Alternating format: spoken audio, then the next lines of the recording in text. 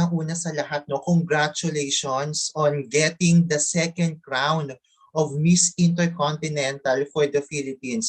Kumusta ka ngayon? Nag-sink in na ba sa'yo after mong makabalik from Egypt na ikaw na yung bago naming reyna? Wow, thank you naman sa lahat ng mga kapatid na sumuporta. Maraming salamat po sa inyong lahat. And of course, I am still on cloud nine, I should say. And I am overjoyed, I am excited for the same time. It is still a mix of emotion. Kasi nga, di ba, we made history. So, napakaganda ng experience and overwhelming support ng mga Filipinos across the continents. Right now, nasa Cebu tayo for the mandatory quarantine, and immediately right after this, I will fly back in Manila to do our courtesy calls with Bini, of course, with all the people who have supported me. So I can't wait to see you all. Siguro, Cindy, no, take us back lang ng saglit or ng konti dun sa naging Miss Intercontinental journey, because we've been following you since the day you left the Philippines. Nagkaroon pa tayo ng virtual kwentuhan nung nung send off mo with Binibini, and then from that day na umalis ka hanggang sa coronation, talagang sinundan namin yung journey mo to your Instagram post. So take us back. What were the most memorable part of your Miss Intercon journey?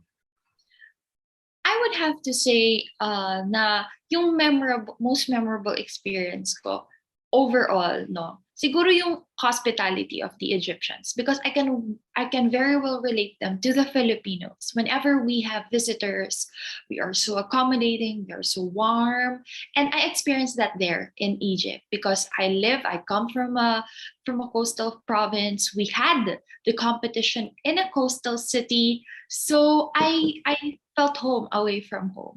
Yes, and siguro we have this misconception na whenever we join an international competition, most of the candidates from the western part of the world are supladas, are unkind, but really that's not true. I have a first-hand experience of the girls, and they were so friendly, they were so approachable, so respectful as well. So I had a great time with the ladies, and what really was the mood all throughout the competition was very positive, and we were able to made a strong connection, strong bond. And right now we were still chatting on our group chat, and we're very much excited to be visiting each other's countries.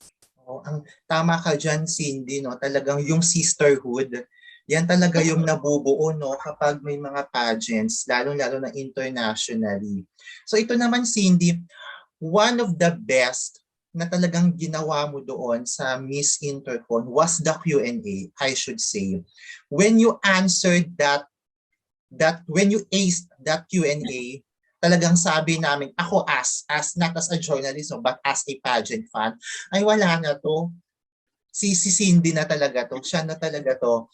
Saan nanggaling yung hugot mo when you answered that Q&A? I know that Q&A medyo hawig talaga dun sa naging Q&A ni Janine, no, Tugono noong 2013, 2012. Pero ikaw, saan mo hinugot yung napakaganda mong sagot nung Q&A?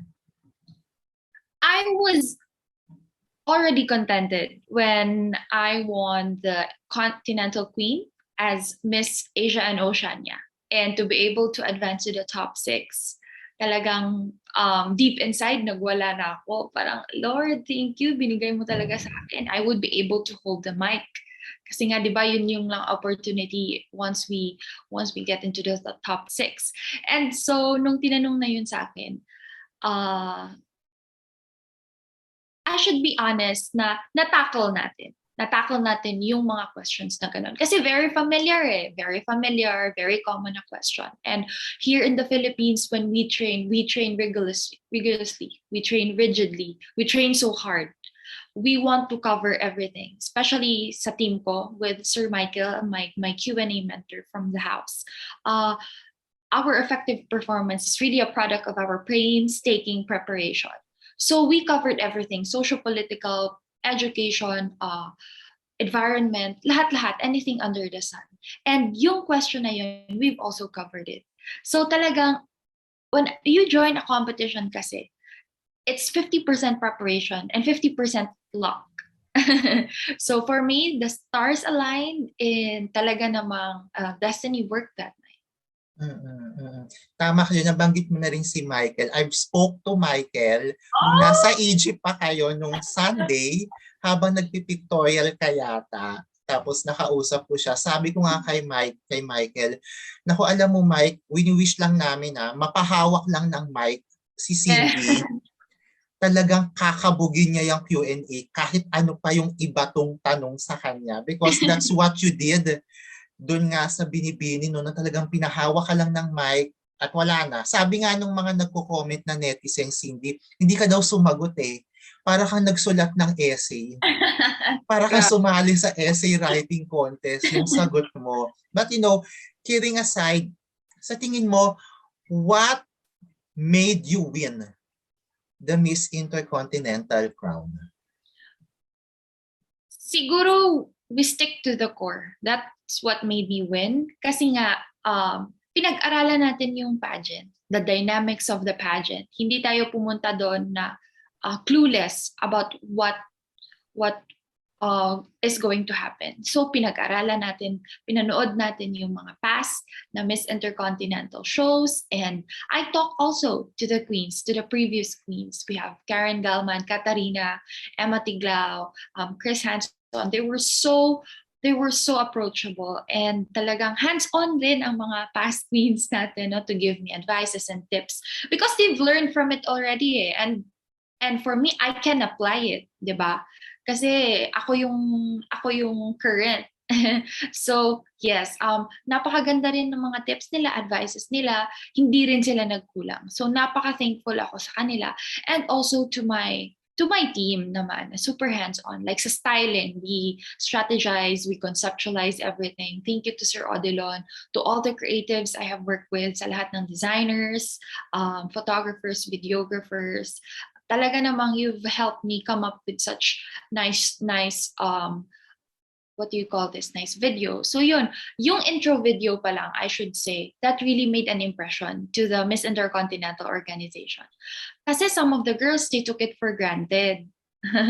Kasi nga, di ba, walang bearing. But then, hindi tayo gumagawa ng half-cook, no? Na mga, na mga output. So yun na nga. I think yun yung isang part. Kasi they talk to me after. They only talk to me after the coronation. I mean, the MIO. Hindi during, hindi kami nag-uusap during. Kasi nga hindi ko gusto na mabahiran, no? So, hindi kami nagkausap during. Even sa coronation night, wala. Just after the coronation night. And then they approached me and then they told me that we caught the attention of the Philippines because of the video that you submitted.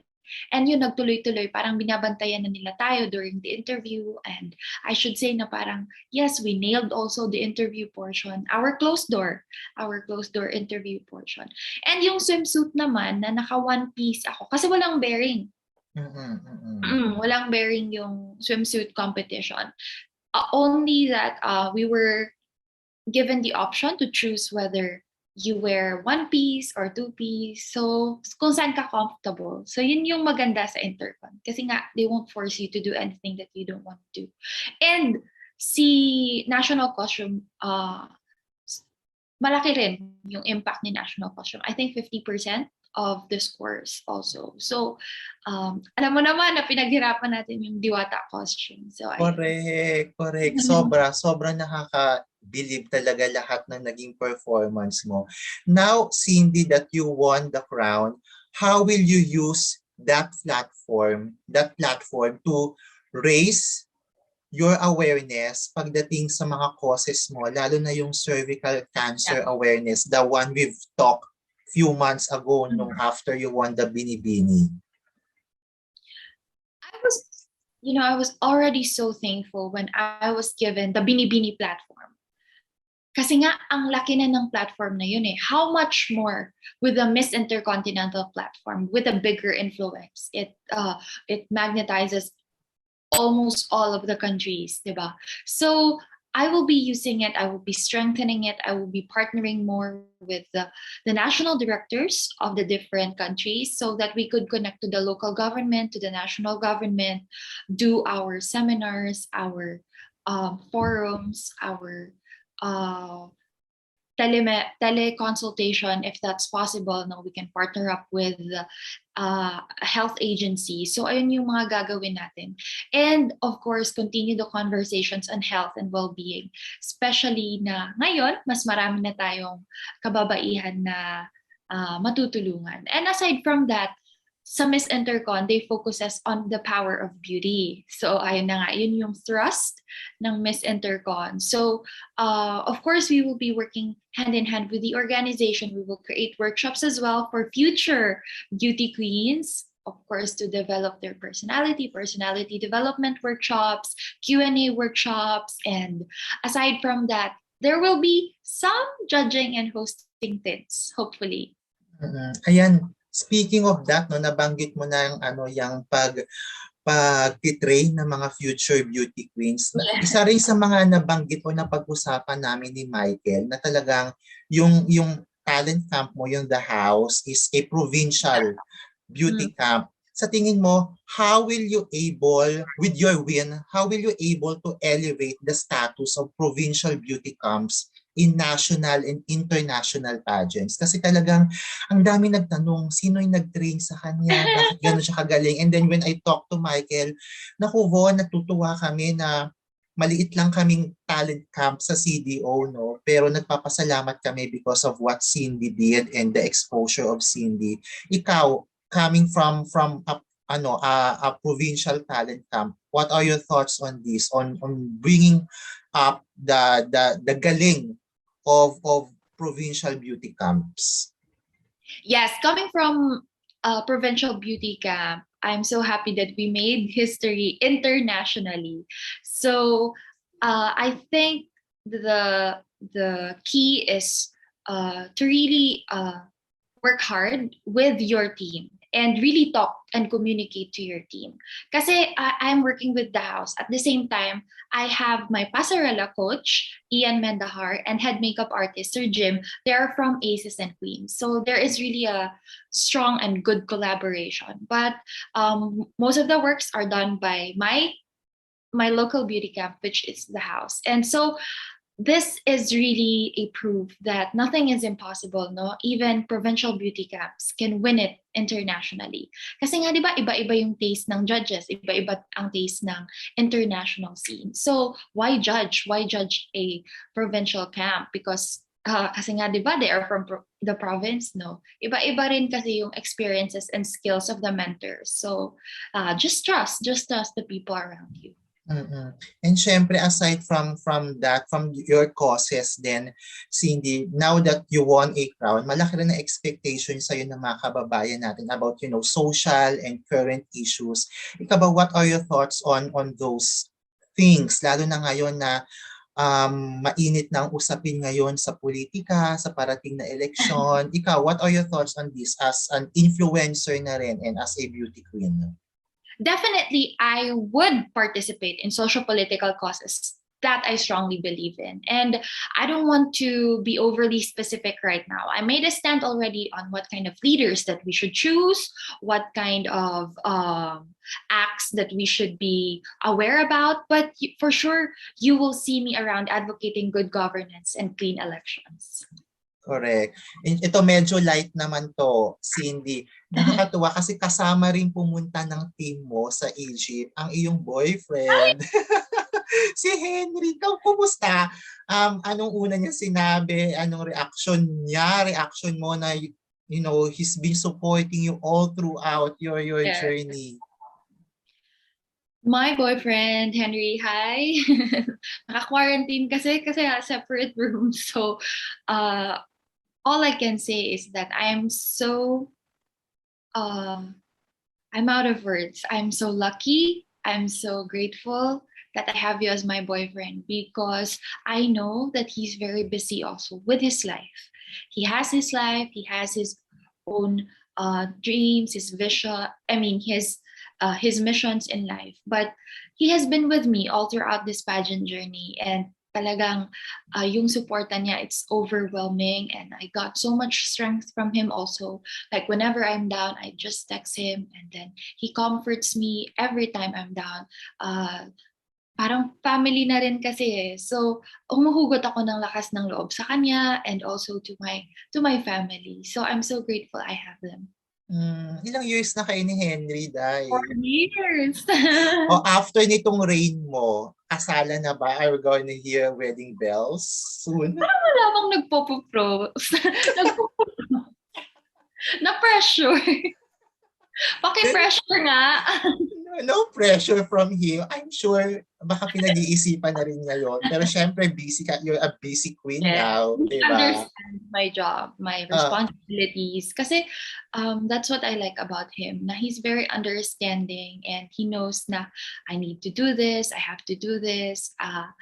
Pinasok ko to, kaya ito yung mga gagawin ko. And he's very understanding about it. So, yun yung maganda. I think yun yung mga important parts sa relationship, especially na girlfriends who are into the pageant scene. It's really about understanding. Correct. O ito na chika rin sa akin ng kasamahan ko sa industry, si MJ Marfori.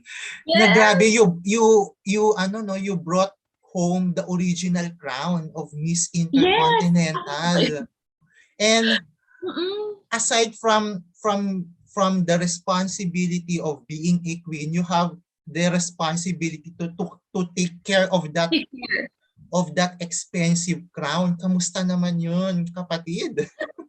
Grabe, si Sir Mike nga, bantay sarado sa crown. Kasi its worth is around 18 million pesos. So I'm so happy na pinadala ng Miss Intercon. When I talked to the CEO, Mr. Detlef, I told him na, "Sir, would it be alright to bring this?" Parang hesitant pa siya at first kasi hindi ako nag-research about the worth of the crown.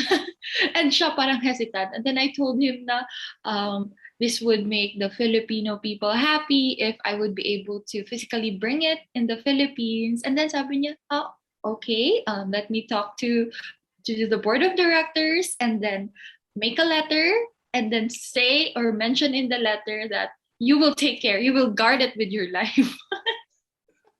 You're gonna guard it for 1 year, girl. Yes. So yun yung sabi niya. So talagang dapat nakatutok kami always sa crown. Oo. Siguro, Cindy, just to wrap this up, no? Since your journey in Binibini and now up to Miss Intercontinental, you've proven so much that a young lady, you were considered a dark horse na, a dark horse can win a crown and can be an international queen. Your thoughts and your message on those people who have supported you and continuously supporting you in this journey. I am really thanking everyone from the core of my heart, especially those who have believed in me when I was still siguro yung mga panahon na hindi tayo na sasali sa top picks even before Binibini.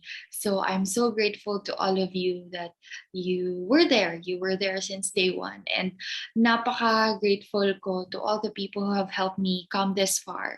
I couldn't mention you all, and you know that. I have been sending you messages as well. So maraming salamat, especially, of course, to media organizations as well, like UTV5, and you've been so supportive of the exposure. Talaga namang you've helped a girl, no?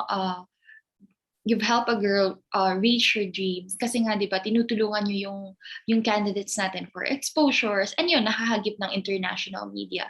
So talaga namang napaka-grateful ko sa lahat.